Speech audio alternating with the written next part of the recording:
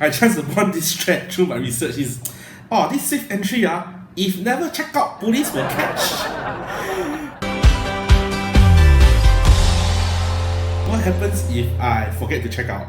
The check-in is important and is mandatory, but it is not enforced for the checkout.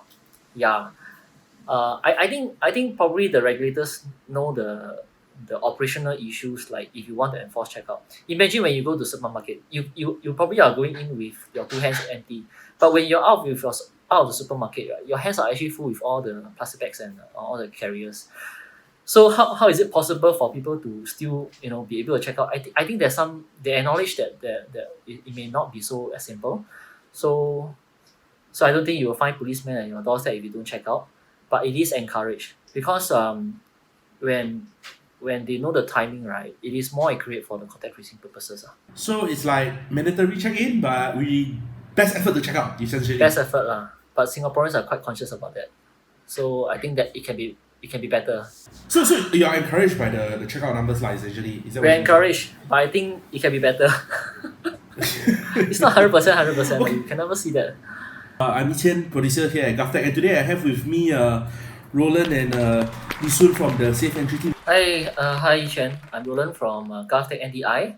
Basically, we are in the National Digital Identity team looking after several products. For me, I'm looking after things like the MyInfo, Verify, and MyInfo Business, some of the products that we are working on. And of course, now the new thing for Safe Entry. Hello, this is Lee Sun, also from the NDI team. I mainly focus on the mobile app side of matters. Recently, we also added this safe entry feature into our app, and I guess that's why we're here today. I mean, everyone knows Safe Entry already lah by now, right? So I saw this image just a couple of days ago, and I thought it was like super hilarious. So I just wanted to get your thoughts on, like, how, like, your product has, like, it's been turned into a meme. It's like it's widely shared. It's really like good natured fun. How do you feel about I this? think Looking at this. listen you listen. To me, right, the fact that people are making memes means that they care about the product also. So, I mean, this is kind of used in a sort of a light-hearted manner, so that it makes me happy to know that people are using it and they care about it. Very very quickly, right? How did the whole idea of Safe Entry come about? Actually, back then, there wasn't any safe entry, but it started out in February. It was actually known as travel and health declaration systems. Actually, that was in February where COVID started to hit Singapore, and we are seeing a lot of companies trying to take temperature and asking visitors to declare manually, and sometimes a lot of forms. So it was a simple system to replace those building managers, right, where they can instead of using a form to fill up, they have a system where they can scan and declare and go in. We had a few iterations. It started off with things like the tablet, then we follow up by the QR version, which is a little bit more lightweight for businesses to deploy. And with the QR, it started to have a little bit more tractions, and then it leads to a few hundred or thousands of premises. And then there are some interesting places like Gardens by the Bay, all the community centers, the malls started to deploy this travel and health declaration at the site. So it went on for quite some while to around like March or April, where we started to enter the circuit breaker, and subsequently safe entry became something that we repurposed it because there was quite a good traction already, and for the purpose at the national level, so that we can lock in the NRIC, FIN, and the more number of individuals that are visiting places like hotspots, workplaces, and selected public venues to facilitate the contact tracing effort. How many venues are using Safe Entry, and what sort of traffic are we looking at? Like check-in, check-outs are we looking at a day? Okay, because safe entry consists of two areas. We are taking care more of the QR codes, which are the posters that you can see everywhere. For a day, you can surprisingly see around up to 4 million transactions. That means there are around check-in check-outs are around 4 millions per day. What are some challenges that you all face developing this product? Because after all, there's this whole like work from home situation, and it makes working a bit more challenging. But what are some difficulties that you all face? When this product was repurposed for this purpose, right? There's a lot of changes. I can tell you. Okay, there's a lot of start stop that we have. the requirements are changing almost every day. Okay, and it can't really fit into our usual 2 weeks sprint.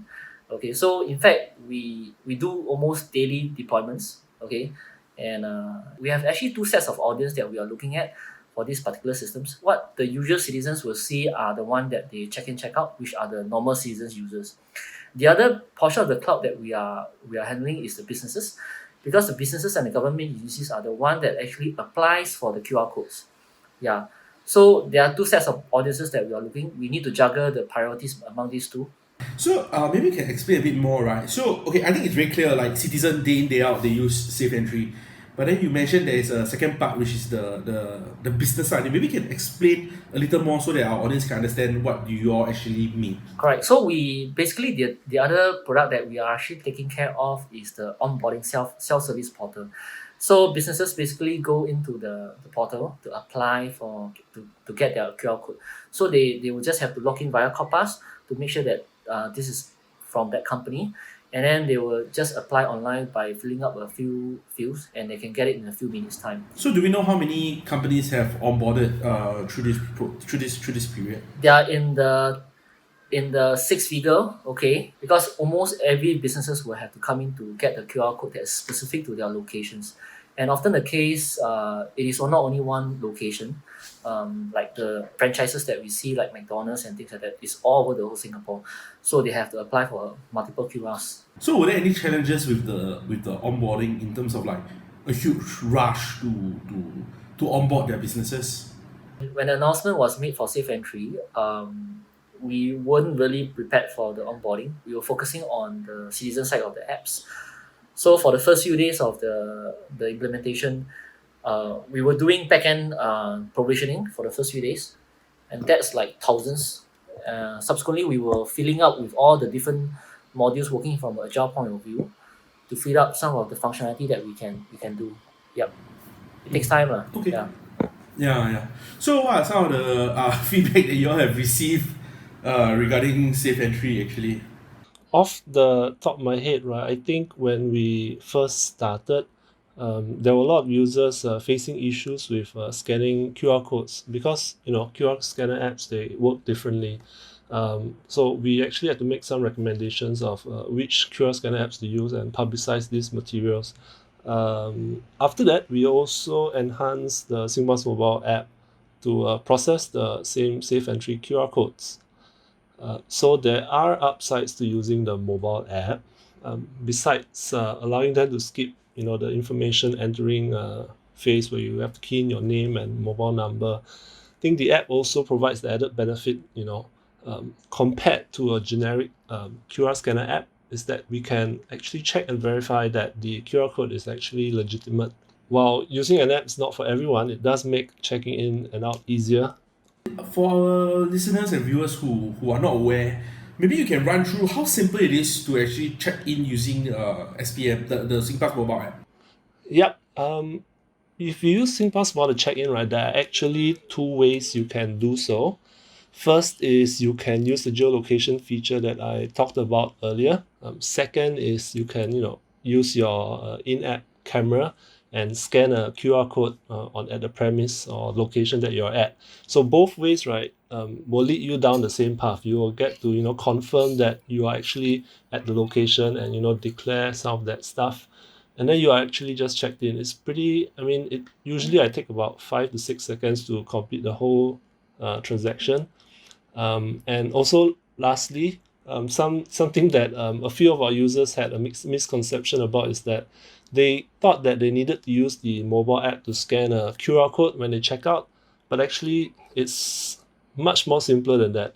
If they have actually checked in using the mobile app, whichever way they chose, right, they can actually check out from the app's homepage itself.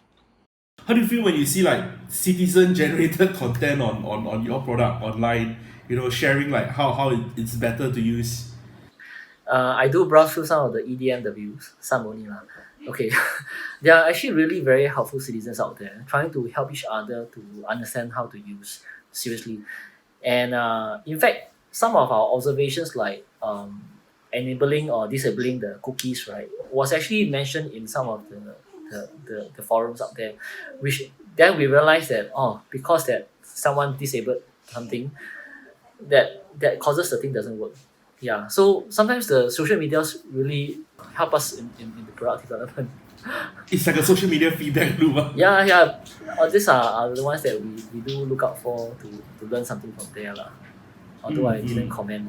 Yeah, so I think thanks for coming on to our show today and giving us an insight onto the developmental difficulties and some interesting stories that we have had in this journey. So thank you, Roland, and thank you, Li Sun. Thank you, Yi Xuan. Thanks a lot. Thank you very much for having us.